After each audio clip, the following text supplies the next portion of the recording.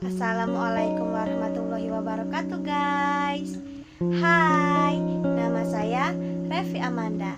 Saya dari kelas 12 IPS 2. Di sini saya akan menjelaskan materi sejarah Indonesia kelas 12 tentang keadaan ekonomi pada masa demokrasi terpimpin. Selamat menyaksikan. Guys, sebelumnya apakah kalian sudah tahu apa itu demokrasi terpimpin?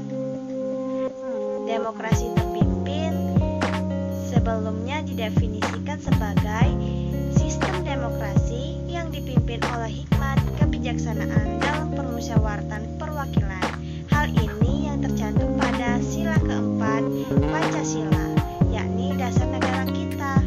Akan tetapi pada masanya demokrasi terpimpin ini tidak berjalan dengan lancar karena banyak terjadinya penyimpangan-penyimpangan pada saat itu. Dan juga demokrasi terpimpin terjadi pada periode 1959 hingga 1965. Demokrasi terpimpin juga didefinisikan sebagai sistem demokrasi yang seluruh keputusan serta pemikiran yang berpusat pada suatu kepala negara yang pada saat itu Presiden Insinyur Soekarno. Guys, kali ini saya akan menjelaskan keadaan ekonomi Indonesia pada saat demokrasi terpimpin. Keadaan ekonomi Indonesia pada saat demokrasi terpimpin sangatlah buruk karena banyaknya terjadi inflasi, defisit anggaran, sulit dan susahnya mendapatkan kebutuhan hidup sehari-hari, dan juga tingginya tingkat pengangguran. Pemerintah Indonesia membentuk Badan Perancang Pembangunan Nasional yang diketuai oleh Insinyur Soekarno, yang dibentuk berdasarkan TAP MPR nomor 2 garing MPRS garing 1960. Bapenas ini bertugas membuat rencana pembangunan jangka panjang dan jangka pendek baik nasional maupun daerah, serta mengawasi dan menilai pelaksanaan pembangunan nasional tersebut. Pada 25 Agustus 1959, pemerintah Indonesia mengeluarkan kebijakan pemotongan nilai mata uang yang disebut dengan Sanering untuk mengatasi inflasi yang tinggi dalam masyarakat.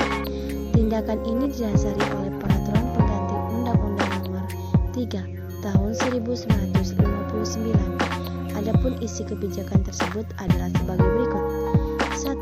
Uang kertas pecahan bernilai Rp500 menjadi Rp50, uang kertas pecahan bernilai Rp1.000 menjadi Rp100, dan 3. Pembekuan simpanan di bank yang melebihi Rp25.000.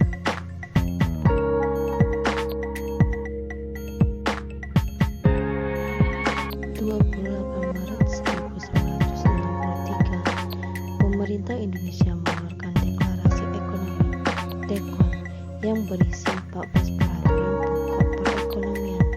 Tujuan dari pembentukan DEKON adalah menciptakan perekonomian yang bersifat nasional, demokratis, dan bebas dari unsur imperialisme untuk mencapai sistem ekonomi sosialis Indonesia dengan cara terpimpin. Proyek mercusuar ini merupakan salah satu politik ekonomi yang dilakukan Insinyur Soekarno pada masa demokrasi terpimpin, yang bertujuan untuk menarik simpati luar negeri untuk menjalin hubungan persahabatan dengan baik, dan bertujuan untuk membangun sarana prasarana yang lebih baik lagi. Jadi, keadaan ekonomi Indonesia pada masa demokrasi terpimpin masih dalam keadaan yang buruk, karena pada masa demokrasi terpimpin ini, pemerintah hanya mementingkan pada kepentingan politik, tidak mementingkan pada kepentingan ekonomi masyarakatnya. Jadi, ekonomi pada saat itu sangatlah buruk. Mungkin itu saja yang dapat saya sampaikan. Kurang dan lebih saya mohon maaf. Semoga video ini bermanfaat bagi kalian semua.